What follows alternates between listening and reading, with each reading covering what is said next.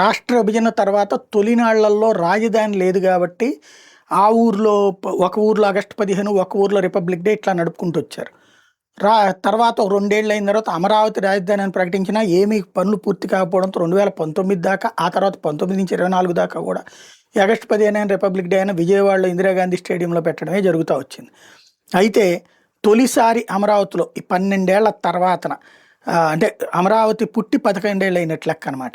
గణతంత్ర వేడుకలను తొలిసారి రాజధాని అమరావతి వేదిక కాబోతుంది. ఇప్పటివరకు రాష్ట్ర ప్రభుత్వం స్వతంత్ర దినోత్సవం, గణతంత్ర వేడుకలను ఏటా విజయవాడ నిర్వహిస్తుంటే మీద వీటిని అమరావతిలో నిర్వహించాలని నిర్ణయించింది. నెల 26న 77వ గణతంత్ర వేడుకలను రాజధానిలో తొలిసారి అట్టహాసంగా నిర్వహించేందుకు ప్రభుత్వం ఏర్పాట్లు చేస్తుంది. రాజధాని పరిపాలనా నగరంలో మంత్రుల బంగ్లాలకు ఎదురుగా 10 ఎకరాల్లో పెరేడ్ గ్రౌండ్ సిద్ధం చేస్తున్నారు. మరో 10 ఎకరాల పార్కింగ్ ఏర్పాటు జరుగుతున్నాయి.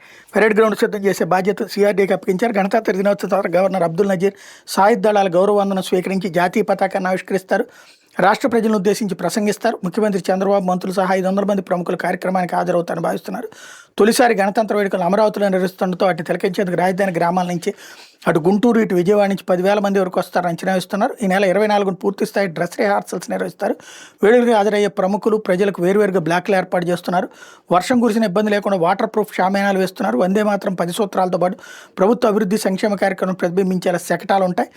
3 ఉత్తమ శకటాలకు బహుమతులు అందజేస్తారు. పక్కాగా ఏర్పాటు చేయాలని సీఎస్ ఆదేశించారు. ఇక్కడే కావాల్సిన పాయింట్ ఏంటంటే ఇప్పుడు విజయవాడలో వచ్చేటప్పటికి వాళ్ళందరూ బట్టలు మార్చుకోవడానికి వీటన్నిటికీ ఉన్నాయి. ఇప్పుడు అవి ఇక్కడ ఏర్పాటు చేయాలి. అట్లాగే భోజనాలు అవన్నీ చేయాలి అక్కడ, దానికి తగిన ఏర్పాటు చేయాలి పోలీసులు.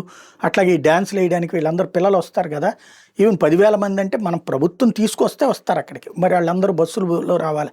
ఆ బస్సులు ఇదంతా చాలా పెద్ద తతంగం ఉంటుంది. దానికి తగిన ఏర్పాట్లు జాగ్రత్తగా చేయాలని కోరుకుందాం.